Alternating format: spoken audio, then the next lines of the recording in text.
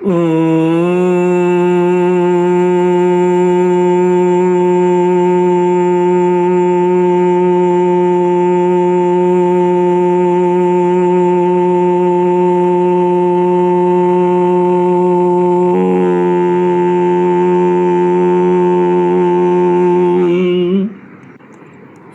गुरुचरण कमलेभ्यो नमः।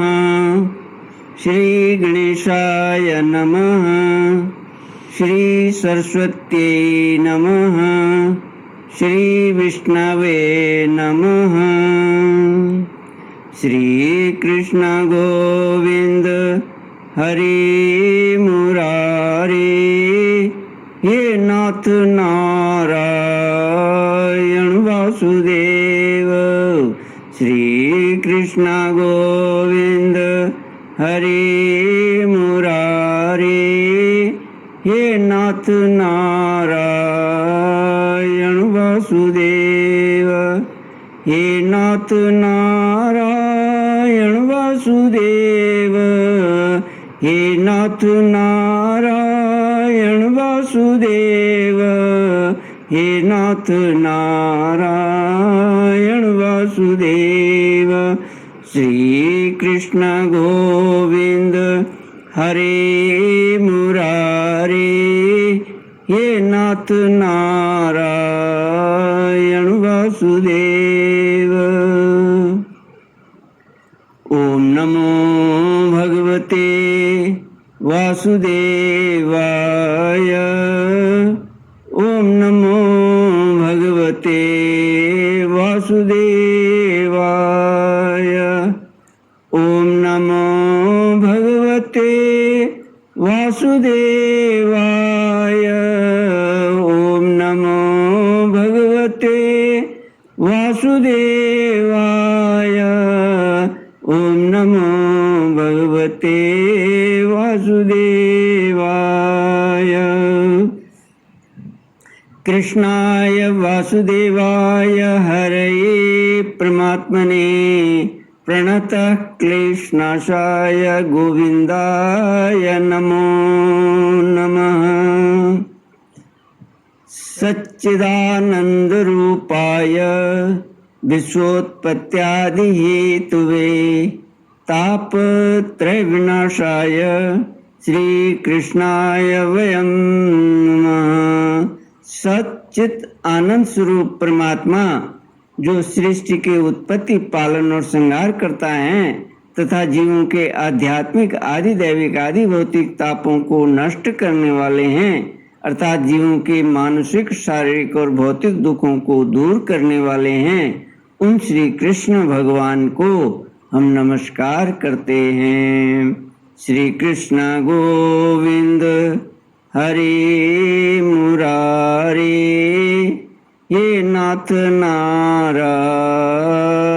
वासुदेव। श्रीमद् भागवत अष्टम स्कंद अथ 10वां अध्याय। श्री शुक उवाच इति दानव दैत्या नाविन्दन्नमृतं नृप युक्ता कर्मणि यत्ताश्च वासुदेव पराङ्मुखाः साधयित्वामृतं राजन् पाययित्वा स्वकान्सुरान् पश्यतां सर्वभूतानां ययो गरुडवाहन। श्रीमद्भागवत 8वां स्कंद 10वां अध्याय देवासुर संग्राम। श्री सुखदेव जी कहते हैं, परीक्षित, यद्यपि दानवों और दैत्यों ने बड़ी सावधानी से समुद्र मंथन की चेष्टा की थी, फिर भी भगवान से विमुख होने के कारण उन्हें अमृत की प्राप्ति नहीं हुई। राजन, भगवान ने समुद्र को मथ कर अमृत निकाला और अपने निज जन देवताओं को पिला दिया। फिर सबके देखते देखते वे गरुड़ पर सवार हुए और वहाँ से चले गए। जब दैत्यों ने देखा कि हमारे शत्रुओं को तो बड़ी सफलता मिली है, तब वे उनकी बढ़ती सह न सके उन्होंने तुरंत अपने हथियार उठाए और देवताओं पर धावा बोल दिया। इधर देवताओं ने एक तो अमृत पीकर विशेष शक्ति प्राप्त कर ली थी और दूसरे उन्हें भगवान के चरण कमलों का आश्रय था ही। बस वे भी अपने अस्त्र शस्त्रों से सुसज्जित हो दैत्यों से भिड़ गए।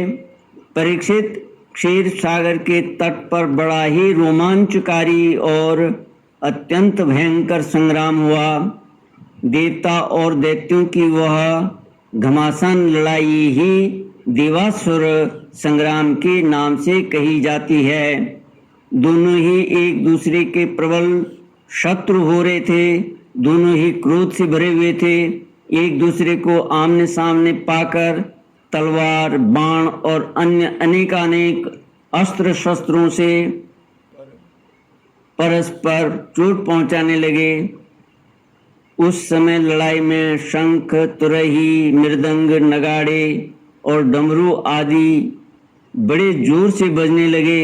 हाथियों की चिघाड़, घोड़ों की हिननाट, रथों के घरघराहट और पैदल सेना की चिल्लाहट से बड़ा कोलाहल मच गया।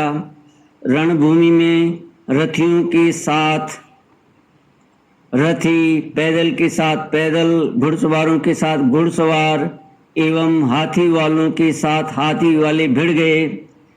उनमें से कोई कोई वीर ऊंटों पर, हाथियों पर और गधों पर चढ़कर लड़ रहे थे, तो कोई कोई गौर मृग, भालू, बाघ और सिंहों पर, कोई कोई सैनिक गिद्ध, कंक, बगुले, बाज और भास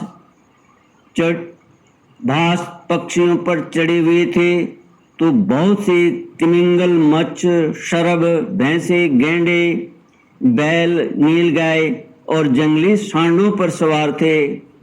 किसी किसी ने सियारिन, चूहे, गिरगिट और खरगों पर ही सवारी कर ली थी, तो बहुत से मनुष्य, बकरे, कृष्णसार, मृग, हंस और सुअरों पर चढ़े थे।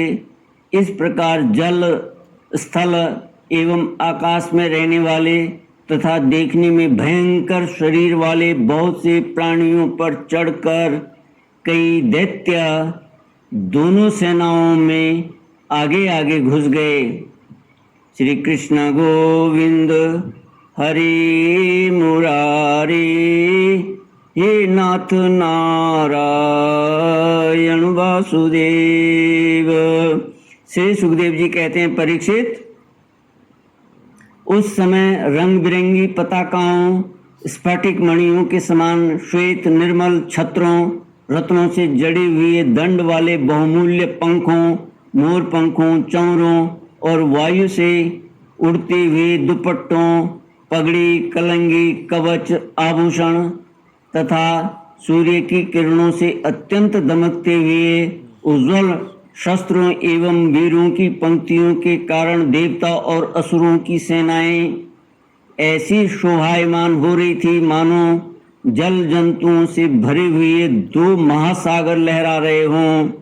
परीक्षित, रणभूमि में दैत्यों के सेनापति विरोचन पुत्र बलि मैदानव के बनाए हुए वैहायस नामक विमान पर सवार हुए। वह विमान चलाने वालों की जहां इच्छा होती थी वहीं चला जाता था। युद्ध की समस्त सामग्रियां उसमें सुसज्जित थी।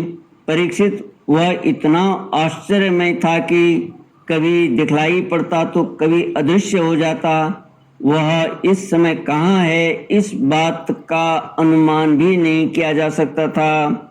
तब बतलाया तो कैसे जा सकता था। उसी श्रेष्ठ विमान पर राजा बलि सवार थे।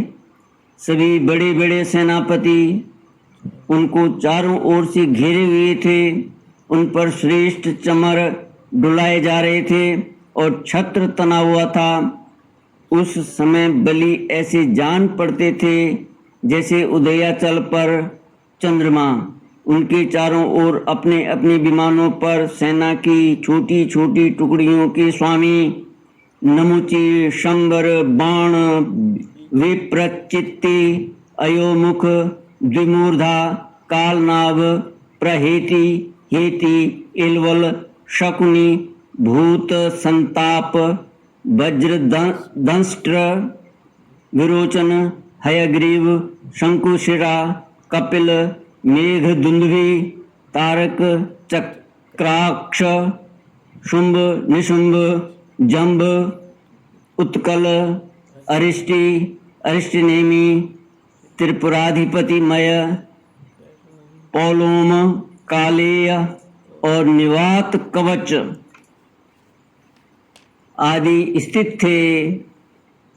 ये सब के सब समुद्र मंथन में सम्मिलित थे, परंतु इन्हें अमृत का भाग नहीं मिला, केवल क्लेश ही हाथ लगा था। इन सब असुरों ने एक नहीं अनेक बार युद्ध में देवताओं को पराजित किया था, इसलिए वे बड़े उत्साह से सिंहनाद करते हुए अपने घोर स्वर वाले शंख बजाने लगे। इंद्र ने देखा कि हमारे शत्रुओं का मन बढ़ रहा है, ये मदोन्मत्त हो रहे हैं, तब उन्हें बड़ा क्रोध आया। वे अपने वाहन ऐरावत नामक दिग्गज पर सवार हुए। उसके कपोलों से मद बह रहा था,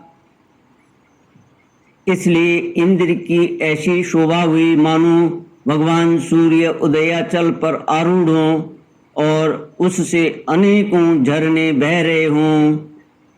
इंद्र के चारों ओर अपने अपने वाहन ध्वजा और आयुधों से युक्त देवगण एवं अपने अपने गणों के साथ वायु अग्नि वरुण आदि लोकपाल हो लिए।